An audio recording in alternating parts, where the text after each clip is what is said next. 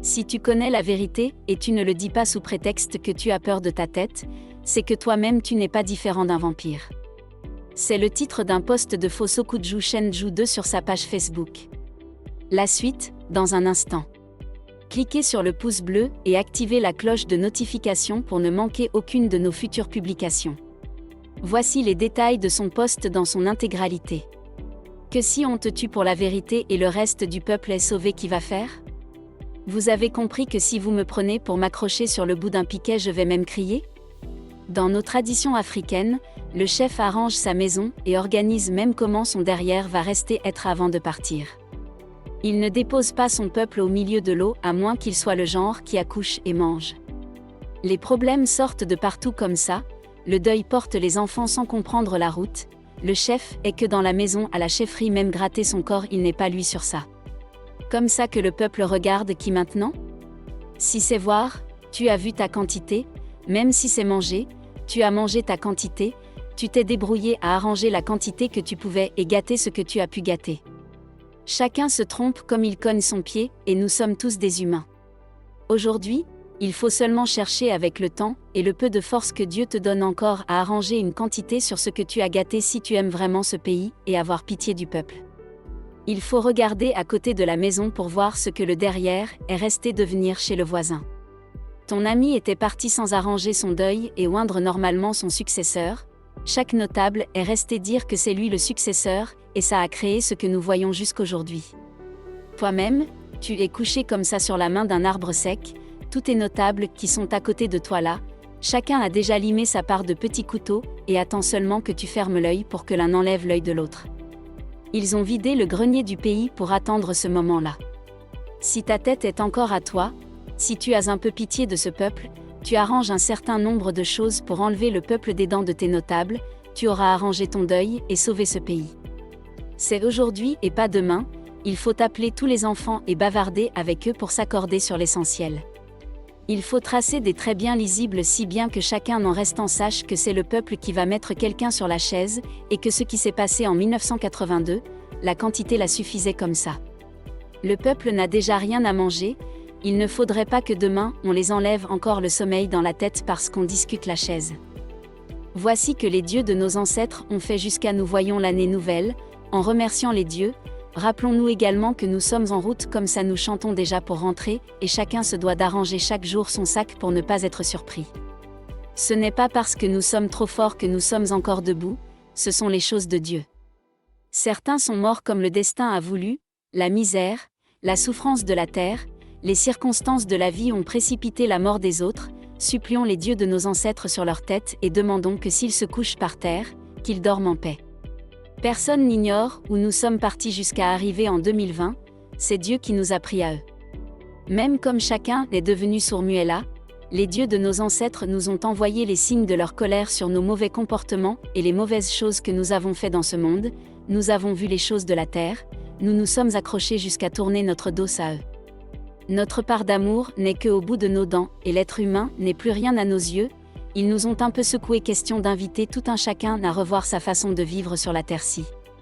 Disons merci comme malgré tout ils ont permis que nous voyions la nouvelle année, et que chacun essuie sa face avec les brindilles, jette derrière lui en disant je ne vais plus jamais essayer avant d'entrer en 2021. Que chacun lave son cœur de ses méchancetés, et prend pitié de ce peuple qui ne demande qu'un minimum pour vivre. Pourquoi notre part de choses est toujours si tendre comme ça ? Pourquoi ce qu'on fait aussi facilement ailleurs, chez nous chercher jusqu'à voir la tête c'est toujours le deuil ? Ce qu'on fait ailleurs avec 10 francs, chez nous si l'argent ne remplit pas la corbeille, la tête ne sera pas propre.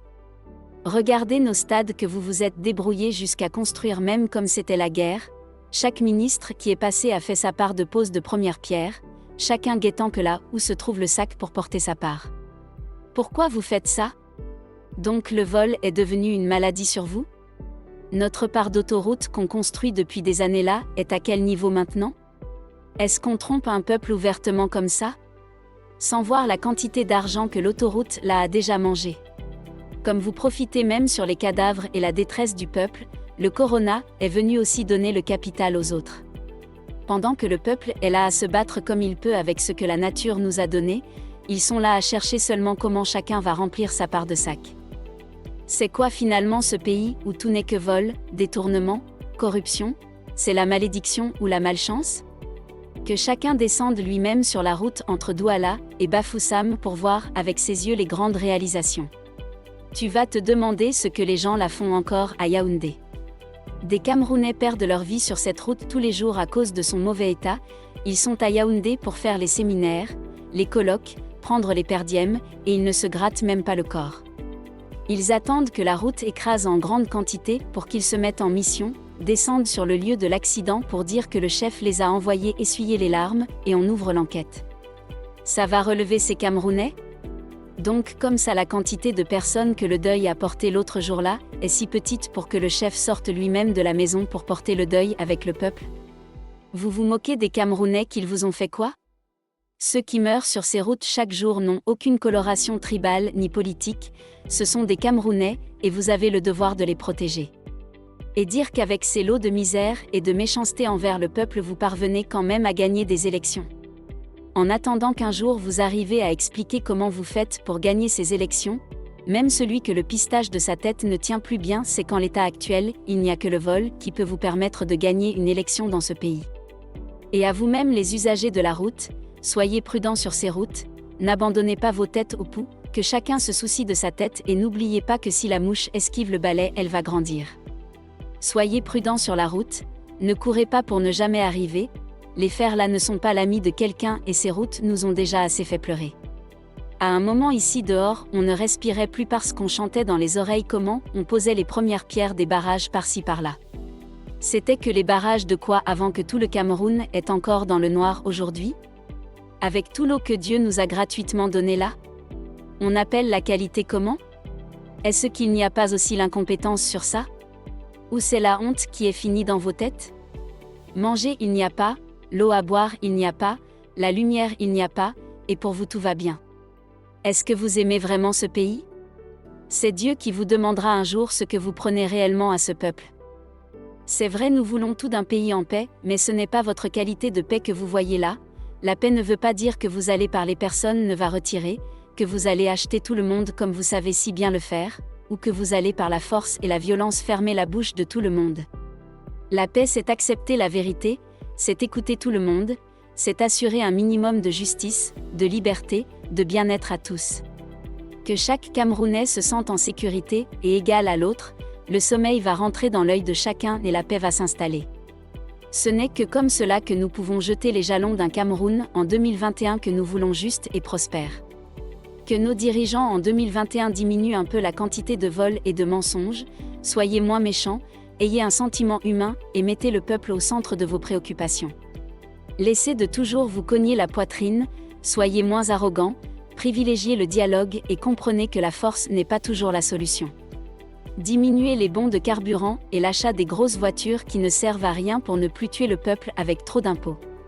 On avait dit qu'il n'y a que le peuple pour serrer la ceinture? Laissez vos affaires de séminaires et symposiums chaque jour qui ne servent qu'à voler l'argent et donner de l'eau, de la lumière, des routes et des salles de classe aux populations.